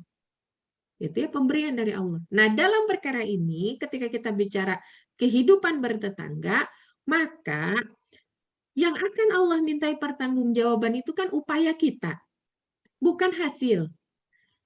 Allah akan melihat sejauh mana upaya kita untuk terus memperbaiki hubungan dengan tetangga-tetangga kita. Kalau misalnya tetangga kita tetap dengan sikapnya, kekeh dengan perbuatannya, gitu ya, nggak mau kenal juga dengan kita misalnya, ya itu urusan dia dengan Allah, bukan urusan kita. Yang penting kita benar-benar mengupayakan semaksimal mungkin. Nah, bagaimana batasan upaya yang maksimal itu? Kita sudah menempuh berbagai macam cara. Dan mentok gitu ya, hasilnya masih begitu-begitu juga. Gitu, oke, cooling down dulu gitu ya, berhenti dulu. Nah, nanti di masa berikutnya Allah akan memberikan kita pemahaman kan, pemahaman seiring dengan berjalannya pengalaman-pengalaman yang kita dapat, Allah akan memberikan kita insight baru, wawasan baru. Oh, mungkin saya pakai cara ini. Nah, kita tempuh lagi. Jadi yang namanya upaya maksimal itu nggak berhenti hanya satu kali kita nyoba, 2 kali kita nyoba, 1 periode kita nyoba, terus gitu ya, ketika ada kesempatan memang kita ambil kesempatan itu yang namanya upaya maksimal gitu. Jadi jangan sampai kita baru sekali mengupayakan itu kita bilang ada saya udah usaha maksimal, belum, itu mah belum gitu ya, belum maksimal kalau yang begitu gitu ya. Jadi Allah akan melihat sejauh mana upaya kita gitu, karena itu yang akan dimintai pertanggungjawaban nanti gitu ya. Jadi itu jawaban untuk Bu Herlin. Kita lihat dulu ke jawaban ke pertanyaan yang lain di chat. Ini sudah ada lagi karena waktu kita terbatas. Udah 15, lebih 15. Sebentar. Ini dari Mbak Endah dulu ya. Izin bertanya Mbak Endang, enggak Mbak Endah. Apakah hak tetangga juga harus ditunaikan jika tetangga kita non-muslim? Jika iya, seberapa besar batasan yang diperkenankan? Kebetulan tetangga kanan dan kiri saya non-muslim, Mbak. Ini pertanyaan yang bagus. Gitu ya, ini pertanyaan yang bagus. Kalau dalam Islam, ini ada, kalau kita bicara hak tetangga, ini ada sebentar. 3 tetangga itu ada 3. Gitu ya. Jadi berbuat baik kepada tetangga itu ada 3 kategori. Kalau tetangga kita itu bukan kerabat kita, berarti kita hanya menunaikan hak tetangga saja. Kalau tetangga kita sekaligus kerabat kita, maka dia dapat 2 hak. Hak tetangga dan hak kerabat. Kalau tetangga kita muslim, maka dia dapat 3. Gitu ya, 3 hak apa? Hak tetangga, hak kerabat, kalau dia kerabat juga gitu ya, hak kerabat dan juga hak seorang muslim. Nah, bagaimana dengan tetangga kita yang non-muslim? Nah, maka tetangga kita yang non-muslim itu hanya dapat 1 hak, yaitu hak tetangga saja. Sama, tidak boleh menyakiti, tidak boleh menzolimi, tidak boleh menggunjing, itu sama. Hak di antara, di sini kan tetangganya umum ya, mau dia muslim, mau dia non-muslim, sama-sama tuh haknya. Tapi cuma dapat hak itu saja ketika misalnya kerabat. Nah, kerabat itu kan harus misalnya ada urusan waris, ada urusan apa. Nah, kan tetangga kita yang bukan kerabat nggak dapat. Terus kemudian ketika kita bicara hak seorang muslim misalnya mendapat sapaan salam dari kita. Nah, karena mereka non-muslim berarti kan nggak dapat hak itu karena mereka non-muslim. Atau misalnya urusan apa namanya tuh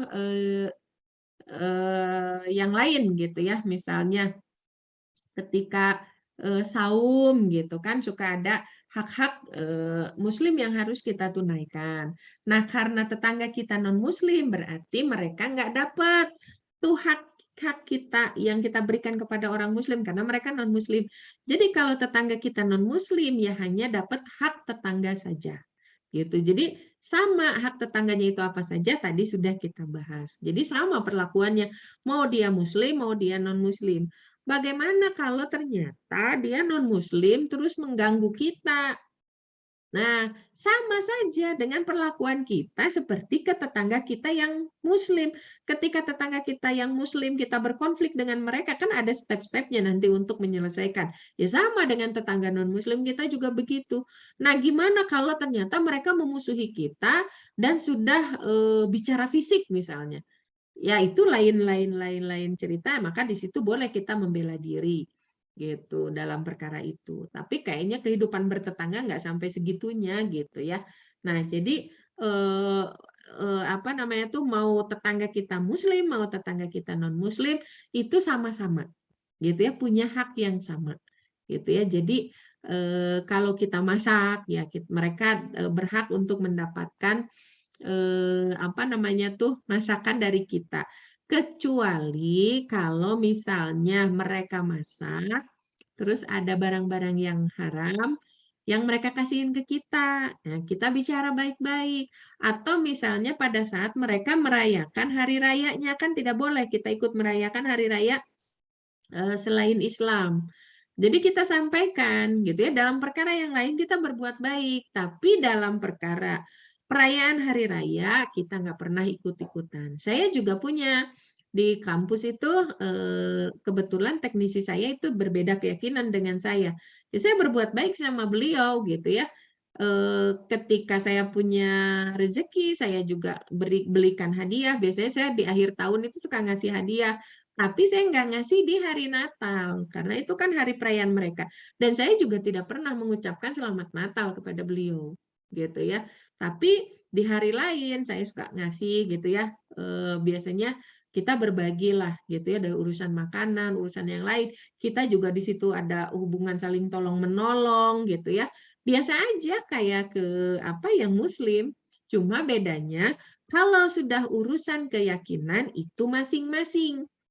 Dia Natalan ya dia Natalan gitu ya, saya nggak ikut Natalan. Saya Idul Fitri ya saya Idul Fitri, saya juga nggak maksa dia harus ikut-ikut Idul Fitri walaupun misalnya kebagian apanya gitu ya. Nah, jadi seperti itu gitu ya. Kalau sudah urusan halal dan haram, ini memang harus kita sampaikan. Misalnya mereka masak karena kita khawatir masaknya itu di tempat yang sama enggak dengan tempat masakan misalnya kalau mereka masak babi gitu misalnya. Kalau kita khawatir ya sudah, sebaiknya kita sampaikan kepada mereka. Tapi kalau misalnya ngasihnya kayak ngasih buah-buahan kan tadi masak heulanya ari buah-buahan mah. Jadi ya terima-terima aja gitu. Tapi kalau misalnya ngasihnya masakan dan kita ragu apakah itu halal atau enggak, kita tanyakan atau kita sampaikan dari awal gitu ya. Kalau saya nggak makan babi gitu. Tapi biasanya mereka sudah ngeh lah kalau sama yang muslim gitu ya. Nah, jadi seperti itu Mbak Endah ya rambu-rambunya. Jadi tetap sama. Kemudian yang berikutnya dari Ibu Sugianti. Assalamualaikum waalaikumsalam warahmatullahi wabarakatuh. Gimana cara mengatasi tetangga yang tidak bisa saling membantu? Salah satu contoh, saya bantu dia saat susah tanpa meminta imbalan. Tetapi di saat saya susah, dia tidak mau membantu padahal saya benar-benar susah. Sudah tidak mau bantu saya, di kemudian hari dia malah masih meminta bantuan saya. Nah, inilah memang yang sering terjadi ya. Makanya tadi kembali saya sampaikan memang kita harus saling ya, saling memahami, saling menularkan pemahaman, saling ngobrol, saling menularkan fikih gitu ya. Ilmu-ilmu tentang fikih, juga ilmu-ilmu tentang yang lain. Nah, kalau kita memang tidak sanggup untuk bicara sendiri, mungkin kita inisiasi, yuk kita ngadain kajian, yuk kita undang ustadz siapa, gitu ya, supaya atau ustadz yang memang kira-kira didengar nasihatnya oleh beliau, yuk kita undang ustadz itu misalnya. Jadi kita bisa belajar sama-sama. Karena kalau nggak saling memperbaharui pemahaman, ya tadi gitu ya, jomplang tadi yang satu apa namanya tuh jor-joran, yang satunya cuek gitu ya. Ya tadi kalau bertepuk sebelah tangan kan nggak enak ya, susah kan bertepuk sebelah tangan. Gimana coba kita tepuknya gitu ya kalau sebelah tangan. Nah, jadi benar-benar harus care-nya teh apa ya, usaha yang kita keluarkannya tuh lebih lebih banyak lagi gitu. Karena kita yang diberikan keluasan, kita yang diberikan ilmu duluan, kita yang diberikan pengalaman duluan, ya mungkin Allah ingin kita memulai duluan gitu. Nah, jadi terus jangan bosan-bosan. Nah, kemudian yang berikutnya, kadang-kadang di dalam diri kita, oke kita nggak pernah minta imbalan, tapi ketika kita mengalami kesusahan, kadang-kadang yang kita ingat duluan itu manusia, gitu. Yang ingat duluan itu manusia. Padahal Allah kan yang menggenggam kehidupan kita. Gitu. Ini yang sering-sering dilupakan gitu ya. Saya juga kadang-kadang gitu. Jadi kalau butuh apa teh yang kepikiran teh, oh saya hubungi si bapak ini, ibu ini. Gitu ya. Kadang-kadang Kalau misalnya udah mentok, kita yang benar-benar pasrah sama Allah. Nah, padahal kan nggak begitu. Tawakal itu di awal, di tengah-tengah, di akhir ya. Sepanjang proses semuanya kita tawakal. Jadi dari awal kita berserah diri kepada Allah. Ya Allah, saya sekarang sedang ditimpa musibah. Saya benar-benar butuh, gitu ya, butuh bantuan. Maka saya pasrahkan kepada Engkau segala urusan saya. Engkau adalah sebaik-baik teman dalam kondisi apapun. Engkau sebaik-baik penolong. Engkau sebaik-baik pembela. Maka saya serahkan segala urusan kepada Engkau. Dan sekarang saya mau ikhtiar untuk mencari bala bantuan. Kalau memang tetangga saya itu adalah jalan yang Engkau tunjuk untuk memberikan bantuan kepada hamba, maka permudahlah jalannya. Gitu. Kalau misalnya ternyata beliau itu bukan jalan pertolongan dari Engkau, maka pertemukanlah hamba dengan jalan pertolongan yang lain. Dan kuatkan hamba dalam setiap prosesnya. Jangan sampai kita merasa lemah, putus asa, akhirnya nyari ke sini nggak dapat, nyari ke situ nggak dapat, akhirnya putus asa. Nah, minta sama Allah supaya kita dikuatkan, ditegarkan. Gitu. Jadi seperti itu apa namanya itu yang bisa saya jelaskan. Itu manusiawi gitu ya, manusiawi banget gitu ya. Saya juga dulu apa namanya tuh pernah seperti itu. Nah, sampai akhirnya diingetin tuh sama guru ngaji saya. Dirimu teh minta teh ke Allah atau ke manusia? Saya diingetin begitu. Kalau kamu benar-benar meminta sama Allah dan memandang manusia itu hanya sebagai jalan pertolongan Allah, maka nggak akan kecewa.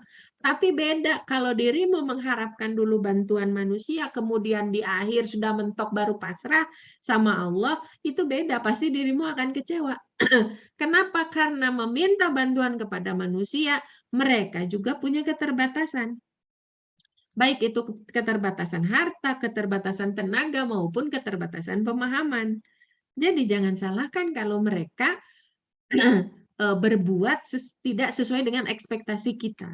Karena ya dari awal kita memang menyerahkannya ke manusia gitu. Itu yang diingetin sama guru ngaji saya. Akhirnya itu jadi melekat gitu. Iya juga ya. Beda kalau kita benar-benar awalnya pasrah sama Allah, kemudian kita menganggap manusia-manusia ini, orang-orang ini, apakah itu tetangga kah, saudara kah, atau teman kah, gitu ya. Mereka hanya menjadi jalan pertolongan Allah, tapi kan dari awal kita pasrahnya sama Allah. Jadi ketika mereka tidak memberikan pertolongan, oh ya mungkin jalan pertolongannya Allahnya bukan lewat tangan mereka, mungkin ada jalan pertolongan yang lain. Beda kalau kita dari awal memang kita berharap dulu sama manusia. Nah, itu yang diingetin sama guru ngaji saya. Jangan berharap sama manusia, karena pada akhirnya kita akan kecewa. Gitu. Oke, satu lagi nih pertanyaan dari Mbak Haikal ya. Mbak atau ini akunnya aja Haikal. Assalamualaikum warahmatullahi wabarakatuh. Izin bertanya, saya Mama Haikal. Oh, Haikal tuh anaknya. Oke, Mama Haikal dari Cimahi. Apa yang Ustazah sampaikan secara materi oke, tapi secara praktek susah, perlu perjuangan. Bertetangga pasti ada konflik, apalagi yang terdekat. Apabila tetangga sudah kelewatan dan seseorang itu sampai menjual tempat tinggalnya, bagaimana pandangan Ustazah Jazakillah Khair? Nah, betul gitu ya apa yang disampaikan oleh Mama Haikal. Berat. Berat sekali memang kehidupan bertetangga. Gitu, jangankan bertetangga ya. Hidup dalam satu keluarga saja, keluarga inti kan kita pasti ada konflik ya. Apalagi dengan keluarga yang lain. Dengan keluarga sendiri aja, bukan keluarga inti, maksudnya keluarga besar. Misalnya kita punya kakak atau punya adik, gitu ya, ipar-iparan gitu ya.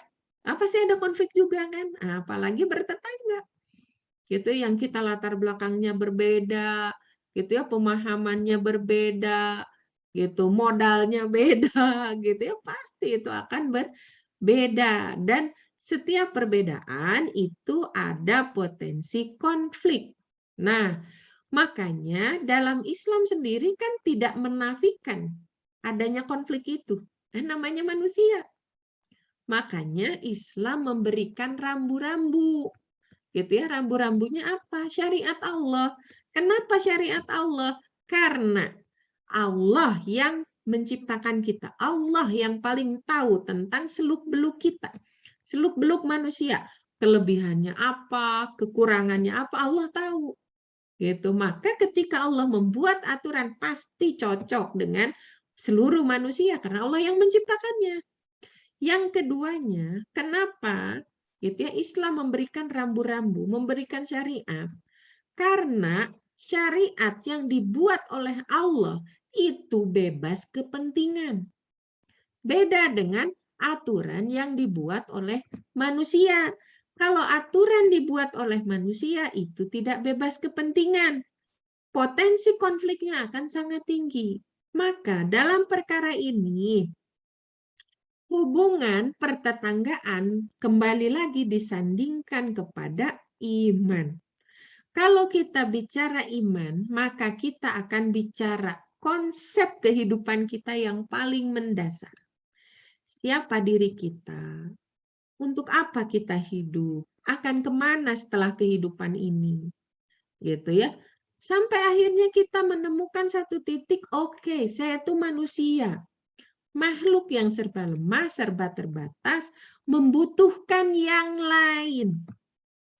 Nah, karena saya makhluk yang serba lemah, serba terbatas, maka saya harus bergantung kepada siapa? Kepada zat yang berbeda sama sekali dengan kita. Bukan bergantung kepada manusia.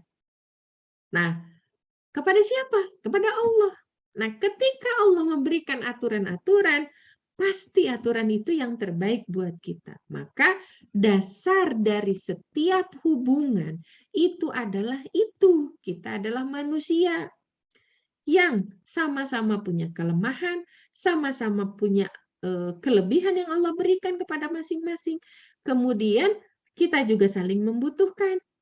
Gitu. Dan Allah sudah memberikan seperangkat aturan untuk mengatur itu.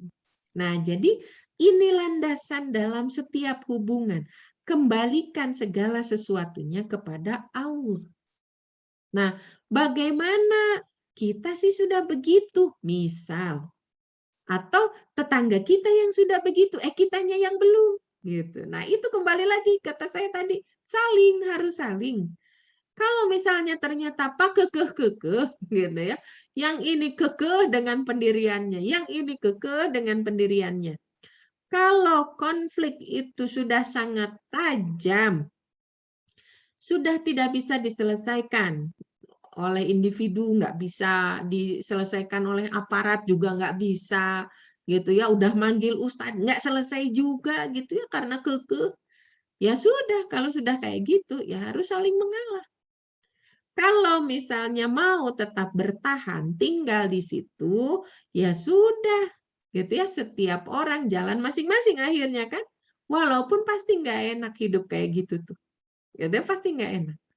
Nah, kita banyak-banyak berdoa dan minta didoakan sama tetangga-tetangga yang lain. Kan kita nggak pernah tahu doa siapa yang makbul hari itu, siapa yang makbul saat itu. Gitu ya, kita terus-terusan minta doa. Selain kita sendiri mendoakan, ya Allah perbaiki hubungan saya dengan tetangga saya. Saya sudah benar-benar berupaya keras. Tapi misalnya belum ada titik temu. Gitu ya, apakah engkau ingin hamba bersabar sebentar lagi? Ataukah engkau ingin menemukan, ingin mempertemukan hamba dengan solusi misalnya, maka pertemukanlah secepatnya. Pertemukanlah dengan orang yang bisa jadi jalan untuk memperbaiki hubungan kami, misalnya terus-terusan berdoa. Walaupun kita nggak pernah tahu doa Allah itu dikabulkan entah dengan dikabulkan sesuai dengan permintaan kita saat itu atau ditunda ataukah dikabulkannya nanti di akhirat. Misalnya hubungan kita nggak membaik dengan tetangga kita. Ya pada akhirnya di situ kalau memang sudah nggak tahan ya nggak apa-apa pindah rumah. Gitu. Makanya disinilah pelajaran hidup kita, nyari rumah itu bukan hanya sekedar oh ini mah rumahnya bagus atau lingkungan strategis misalnya. Tapi kalau tetangganya kira-kira bakal nggak enak mah ya buat apa gitu ya. Makanya dalam Islam membangun rumah pun ada itu rambu-rambunya. Bahkan tetangga yang baik itu bisa meningkatkan harga rumah. Gitu ya. Ini ada satu kisah gitu ya bagaimana berharganya seorang ulama. Itu ada ulama terkenal, ulama besar, gitu ya. Kemudian tetangganya tuh mau jual rumah. Nah, pada saat ngiklan kan karena ulama besar itu susah gitu ya kalau mau belajar ke beliau tuh susah, apalagi belajar secara individu. Kalau secara rame-rame beliau kan suka buka kelas-kelas gitu ya di masjid mana masjid mana. Nah, tapi kalau mau belajar secara individu itu susah. Jadi harus misalnya berangkat subuh bareng-bareng tuh sama beliau. Nah, kalau jadi tetangganya kan mudah. Akhirnya tuh tetangganya yang mau jual rumah, pas ngiklan rumah itu, saya mau jual rumah dengan harga sekian, lebih tinggi dari harga pasaran. Apa yang ditonjolkan? Rumah saya berdekatan dengan ulama besar itu. Dan Masya Allah, itu laku rumahnya. Karena ulama besar ilmunya banyak gitu, siapa yang nggak pengen gitu ya, setetangga dengan ulama besar yang punya banyak ilmu. Nah, akhirnya dibeli itu rumahnya, gitu ya, karena ingin bertetangga dengan ulama besar itu. Nah, dari sini kita bisa mengambil pelajaran bahwasannya ketika kita membangun rumah pun, gitu ya, ini harus ada rambu-rambunya. Kalau memang kita bisa memilih gitu ya, suasana yang nyaman, rumah yang nyaman. Nah, kalau saya perhatikan gitu ya, salah satu jualannya yang pengembang-pengembang properti syariah, salah satunya itu. Jadi yang ditawarkan adalah tetangga-tetangga solih dan solihah. Oh, Masya Allah. Gitu ya. Salah satu jualannya mereka itu gitu ya, yang saya tahu ya. Gitu ya, karena beberapa teman saya juga ada yang memang aktif di situ gitu ya. Karena memang mahal membeli rumah itu yang berat itu bukan harganya gitu. Tapi justru yang berat itu adalah membeli tetangganya itu. Gitu. Jadi bagaimana kita punya tetangga yang baik, bagaimana kita punya tetangga yang bikin kita nyaman. Makanya pantas di dalam hadis tadi yang saya sampaikan, salah satu indikator kebahagiaan di dunia adalah tetangga yang baik gitu ya. Jadi nggak masalah kalau memang konflik sudah menajam kemudian salah satu akhirnya menjual rumahnya pindah rumah, ya nggak masalah gitu ya. Kalau memang ada kesempatan gitu ya kita ketemu lagi dengan beliau dan ada kesempatan untuk memperbaiki hubungan walaupun sudah pindah rumah, ya itu lebih baik gitu. Kita masih tetap bisa mengupayakan. Nah, tadi yang saya ceritakan, yang bapak saya dengan tetangga kan akhirnya tetangga kami tuh pindah rumahnya.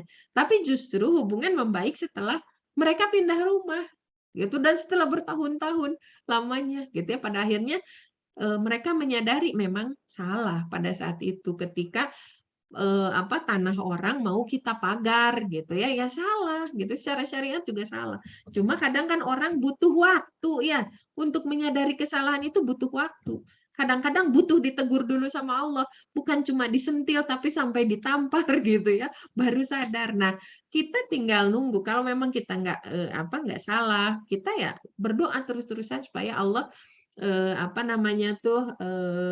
memperbaiki hubungan kita semua. Gitu. Begitu mungkin ya Ibu-ibu. Karena ini sudah malam, sudah 21.38 ternyata ya. Kita teruskan lagi kajiannya nanti minggu depan insya Allah bagian kedua kita sudah mulai masuk ke adab ya Bu ya. Adab bertetangga. Nah, nanti di bagian ketiga kita secara khusus bahas tentang konflik ya, bukan hanya konflik tetangga di sekitar rumah maupun tapi juga konflik dengan yang lain gitu. Sebetulnya untuk manajemen konflik materinya sudah ada di materi yang sebelumnya gitu ya. Nanti mungkin saya share gitu ya rekaman-rekaman channel YouTube yang saya upload hasil rekaman-rekaman ini. Nah, mungkin ibu-ibu bisa melihat di situ dulu untuk gambaran awal yang terkait dengan manajemen konflik ya. Nah, ini juga bisa diterapkan untuk kehidupan bertetangga kita. Tapi kalau misalnya mau nunggu sampai nanti minggu kebagian bahasannya tentang manajemen konflik dalam kehidupan bertetangga secara khusus ya mangga. Gitu ya. Paling itu dulu ibu-ibu untuk malam ini. Mudah-mudahan apa yang kita bahas, apa yang dibahas malam ini, mudah-mudahan ada manfaatnya. Kita punya PR ya ibu-ibu, ingat-ingat 40 depan, 40 belakang, 40 kiri dan kanan. Kita punya PR sama-sama, mudah-mudahan setelah kajian ini kita semakin bersemangat untuk semakin mengenal tetangga kita. Ya, kita akhiri dengan istighfar 3 kali, doa akhir majelis dan hamdalah. Astagfirullahaladzim. Subhanakallahumma bihamdika asyhadu an la ilaha illa anta astaghfiruka wa atubu ilaik. Alhamdulillahirabbil alamin. Assalamualaikum warahmatullahi wabarakatuh. Waalaikumsalam warahmatullahi wabarakatuh.